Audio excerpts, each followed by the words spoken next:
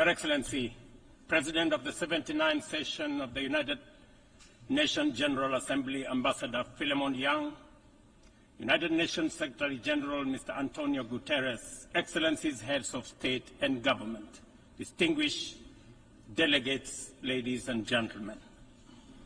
I congratulate you, Ambassador Philemon Yang, on your well-deserved election as President of this session of the General Assembly. Mr. President, I welcome the choice of your theme, Unity in Diversity for the Advancement of Peace, Sustainable Development, and Human Dignity for Everyone, Everywhere, which resonates with the core principles of the 2030 Agenda and aligns closely with the core values and mission of the United Nations. Excellencies, the world is at a challenging moment and in a most precarious international security dispensation. The promise of the United Nations Charter to save succeeding generations from the scourge of war has been profoundly shaken. From land to sea and from air to the outer space, global peace, security, and stability are increasingly under threat. Conflicts and tensions pervade every frontier, undermining the collective security that international cooperation seeks to uphold. Cases of polarizing narratives, factionalism, social upheavals, organized crime, war, and stockpiling of weapons of mass destruction are at an all-time high. Great power rivalry is intensifying, provoking regional competition and inducing geopolitical and geoeconomic realignments and tensions. The subtle nuances of them versus us has produced negative coalitions, wars, tensions, as well as eroded trust and confidence in global multilateral system. From Gaza to Darfur, Ukraine, Yemen, Eastern DRC, the Sudan, the Sahel, and the criminality in Haiti, conflict is inflicting a trail of destruction of life and livelihoods in historic proportions. These conflicts have become battlegrounds for armed factions, external interventions, and proxy wars, resulting in unprecedented anarchic situations and long-lasting negative repercussions on global stability and economic development. The world cannot realize durable peace, security, and shared prosperity when emphasis is being put on what divides rather than what brings us together. We must therefore promote approaches that support positive competition for all. The perilous security landscape is further complicated by emerging threats stemming from human advancement. Cybersecurity threats and sophisticated cyber attacks on critical infrastructure pose significant risks to national security and global stability. Furthermore, the proliferation of advanced technologies such as artificial intelligence in the military domain and autonomous weapons systems has introduced new challenges for arms control and international regulation. Regrettably, the world's most powerful states have increasingly chosen unilateralism and militarization over dialogue and diplomacy. As a consequence, the capacity of our multilateral institutions to maintain and enforce peace, even in national crises with significant regional impacts, is severely undermined. Even worse, a resurgence of nuclear arms race, buoyed by the intensifying geopolitical rivalries and tensions, has made the possibility of a catastrophic nuclear warfare a real possibility. Our vision of a world free from nuclear weapons and other weapons of mass destruction is dying incrementally. We must not sit back and leave the future of upcoming generations to fate. We must intentionally rise to the occasion to meet the challenges of our time by reaffirming the core values of the UN Charter. We need to muster the political will and collectively reinforce our diplomatic efforts to confront the security threats through comprehensive, multi-pronged, and context-specific approaches. Excellencies, Kenya's commitment to international peace and security is unwavering. We continue investing in efforts that promote stability and harmony both within our region and beyond. We are committed to continuing to mediate, facilitate, and support peace initiatives and processes in our region, contributing to regional peace operations and the UN peacekeeping missions. Through our participation in the Africa Union Transition Mission in Somalia, we have stood side by side with our sisterly neighbor, Somalia, in their fight against Al-Shabaab. We are proud that Somalia will soon take up a seat as a non-permanent member of the Security Council, underscoring the tremendous progress achieved in consolidating peace and stability in that country. The UN must, however, continue to support Somalia in forging an agreement on the post-2024 security support. Kenya welcomes the adoption of the Security Council Resolution 2719, establishing a framework for financing Africa Union peace support operations through UN-assessed contributions, thereby enhancing our collective peacekeeping efforts.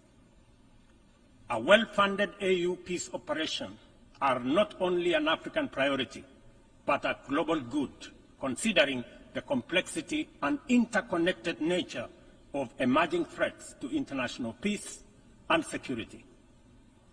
Earlier this year, under the request of the leadership of South Sudan, I launched the All-Inclusive Tumaini Initiative, bringing together the warring parties and the political leadership of South Sudan to address the root causes of the protracted conflict in that country.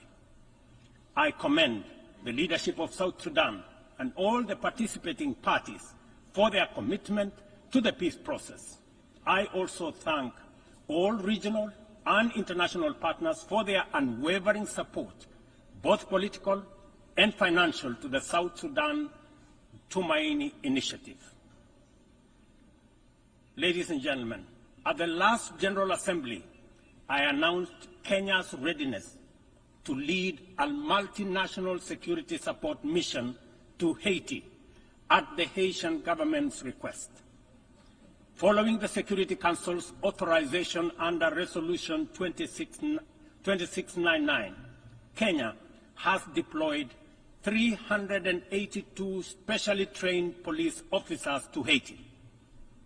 Just a few days ago, I had the opportunity to visit Haiti, witness the work of our officers in the field, and observe remarkable progress on the ground.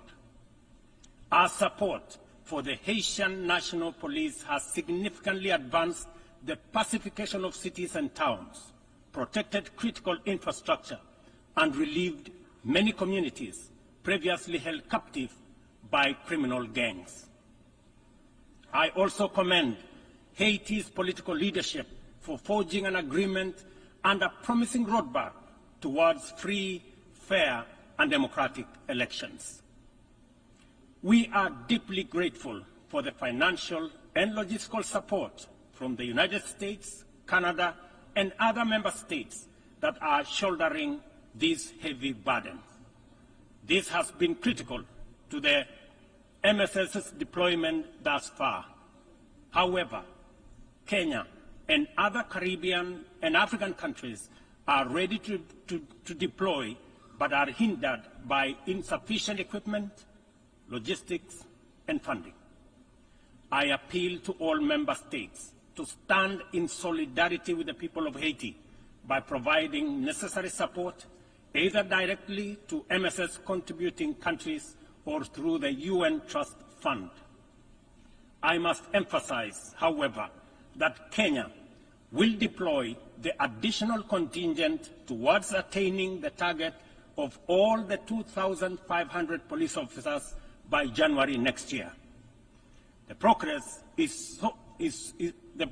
so far in Haiti demonstrates that what was once deemed mission impossible is indeed a present and undeniable possibility. Mr. President, we must candidly acknowledge that international cooperation in its current form has clear limitations. It is constrained by entrenched systems and structures that prevent effective action and meaningful progress. Since the last General Assembly, the global situation has deteriorated across multiple fronts. Conflicts have deepened, economic disparities have widened, and the climate crisis has intensified. To address these challenges, we must rethink and reform global collaboration mechanisms, making them much more responsive, adaptable, and impactful.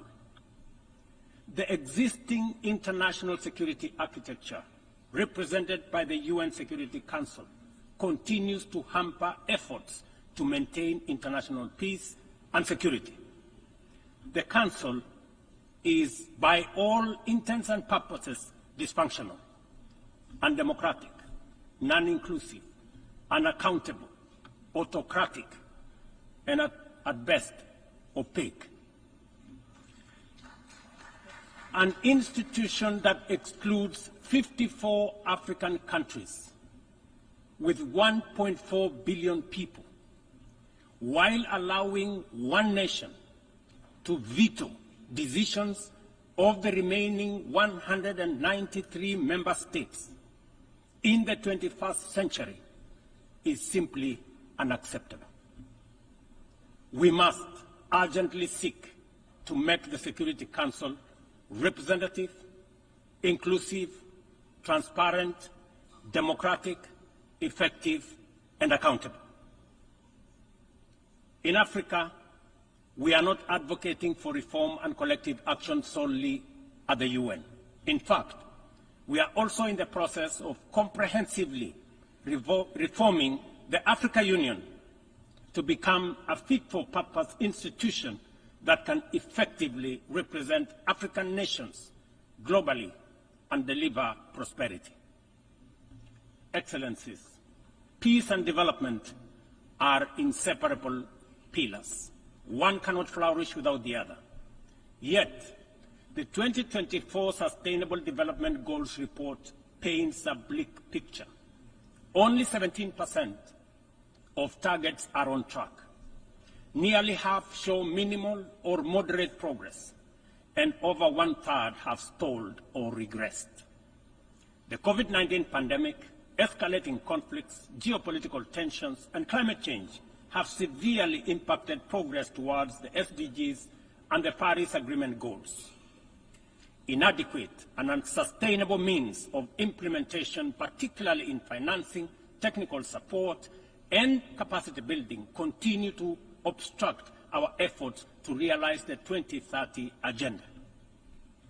Biased methodologies employed by credit rating agencies further disadvantage African countries, making it more difficult to access affordable financing from international capital markets.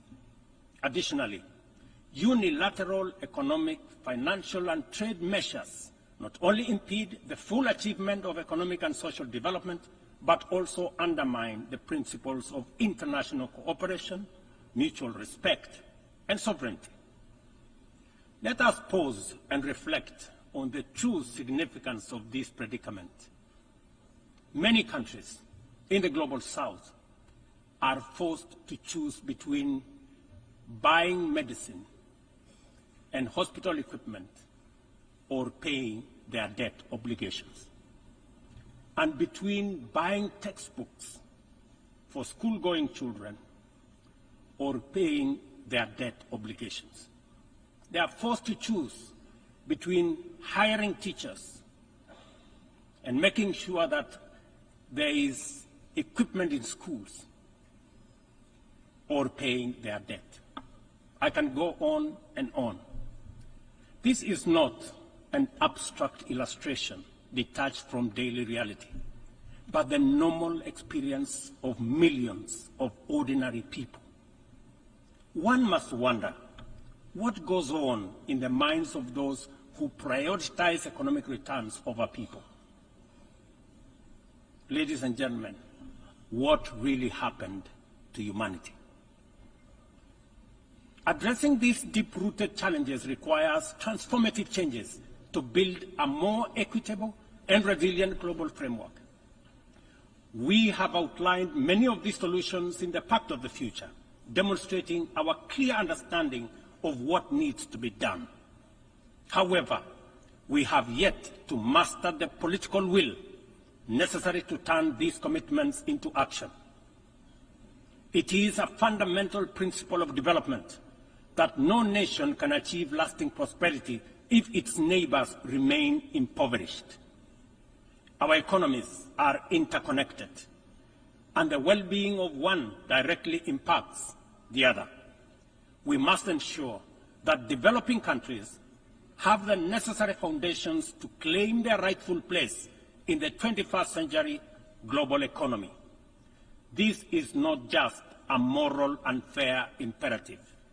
It is a strategic necessity to address systemic challenges such as migration, labor market disparities, climate change, and global security.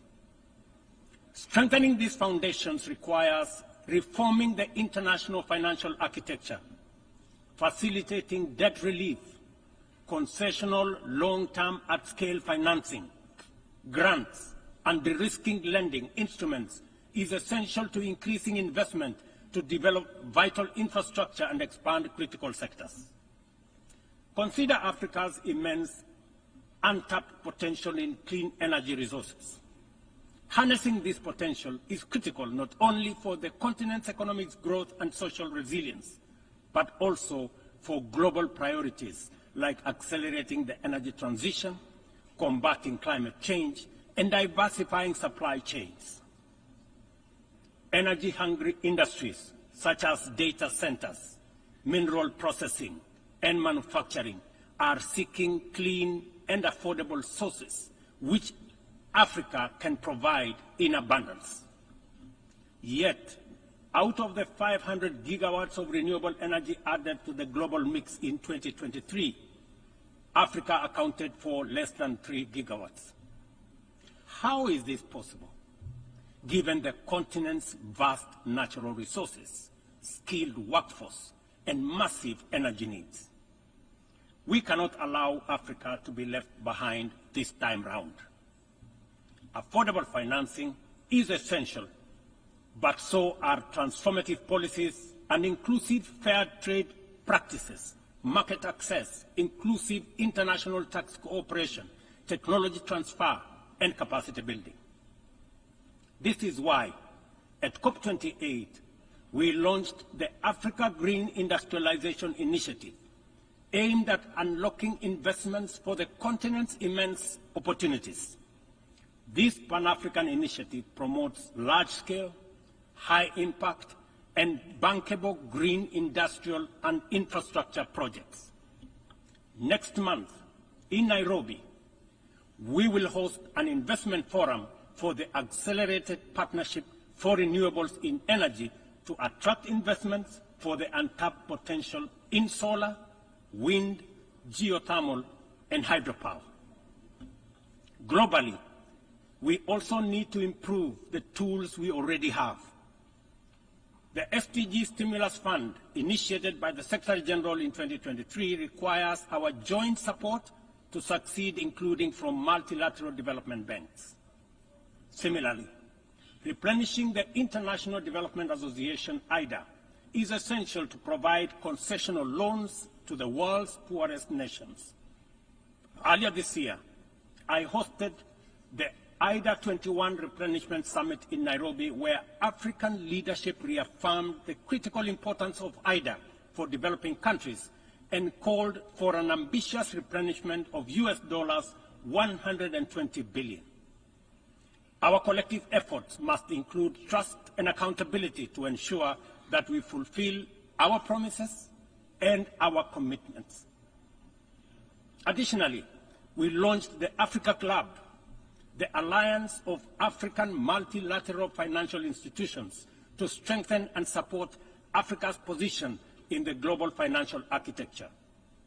This body will serve as a powerful negotiator on behalf of the continent, coordinate with global financial institutions, and leverage African countries' balance sheets to increase investment and create jobs in Africa. We believe that African institutions such as the Afrexim Bank, Trade and Development Bank, the Africa Finance Corporation, among others, understand the continent even better.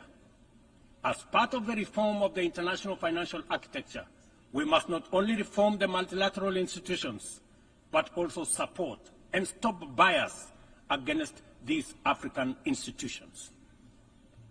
Excellencies, ladies and gentlemen, climate change remains one of the greatest challenges of our time. Biodiversity loss and pollution have created environmental crises that upend lives, reverse progress in poverty reduction, and strain ecosystems to their breaking point. Extreme weather conditions continue to hinder the development aspirations of many countries, especially in Africa, where severe climate-related hazards are becoming more frequent and more intense.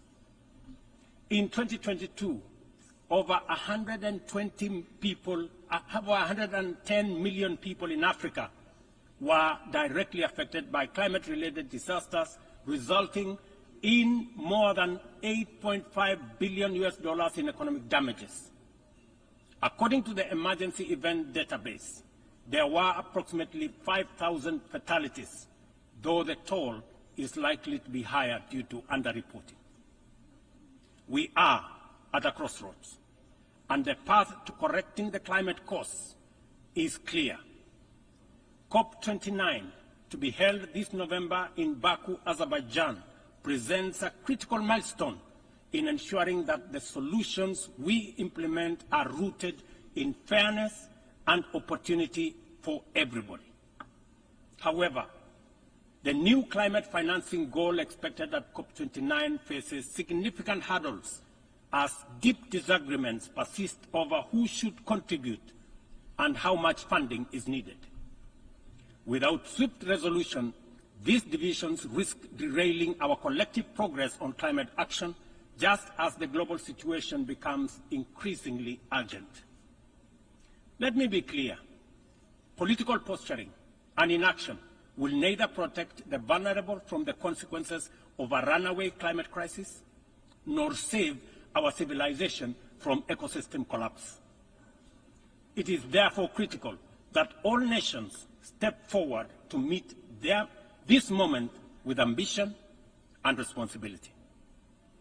As we confront the escalating impacts of climate change, we must also recognize the interconnected environmental challenges we face, such as plastic pollution, which continues to wreak havoc on ecosystems and threatens global sustainability. It is imperative that we adopt a robust global plastics treaty during the 5th round of negotiations in Busan in the Republic of Korea this November. Kenya fully supports an ambitious outcome and the African proposal to establish the Treaty Secretariat in Nairobi, thereby reinforcing UNEP's role. It is indeed unfortunate and regrettable, ladies and gentlemen, that UNEP is the only body where secretariats of conventions created under it are increasingly being carved out and located elsewhere. UNEP, being one of only 2 UN headquarters in the Global South, must not be cannibalized for whatever purpose or reason, let alone excuse. Mr. President, as the host country of UNEP and UN Habitat, I take this opportunity to thank the Assembly for approving the upgrade of the infrastructure at the United Nations office in Nairobi, the largest UN campus in the world. This project includes the construction of new office space and the design of ultra-modern conference facilities. These developments mark a significant milestone towards enhancing the quality and accessibility of Secretariat services to member states. Not only will they serve current needs, but they will also strengthen the future success of multilateralism. We look forward to the Assembly's continued support as construction begins in 2025. It will be critical to ensure that UNON receives sustainable and predictable resources to ensure the timely completion of this upgrade. Kenya will continue to play its part in ensuring that UNON fulfills its mandate. Accordingly, the Government of Kenya has undertaken extensive improvements and expansion of physical infrastructure around the complex and will continue working towards making Nairobi a regional and humanitarian hub for the United Nations. Mr. President, Excellencies, ladies and gentlemen, as we reflect on the theme of this session, the call for unity in diversity in the pursuit of peace, development, and human dignity, it is evident that we must reimagine international cooperation to align with the complex realities of the 21st century. Our actions must reflect our ambition and commitment to a world where progress is measured not just by economic growth, but by the well-being, rights, and dignity of every person. The challenges we face, from climate crisis to economic inequality, demand a bold rethinking of how we work together, grounded in mutual respect and shared responsibility. The achievement of the Sustainable Development Goals cannot be reserved for the privileged few. It must be a shared success that uplifts all nations, transcending borders and disparities. Our collective efforts to combat climate change must be rooted in fairness and equity, ensuring that no nation or community bears a disproportionate burden. This is our shared journey. We must have a say in the choices we make. We must move beyond outdated paradigms of power and influence to create a system of international cooperation that reflects the aspirations and dignity of every human being. We must embrace a new vision of global solidarity, one that upholds the principles of equity and inclusivity. It is within our power to build a world that embodies the true spirit of the United Nations, a world where every voice is heard, every life is valued, and global progress is shared by all. This is the cooperation our people expect, our future demands, and it is the commitment we must deliver. I thank you.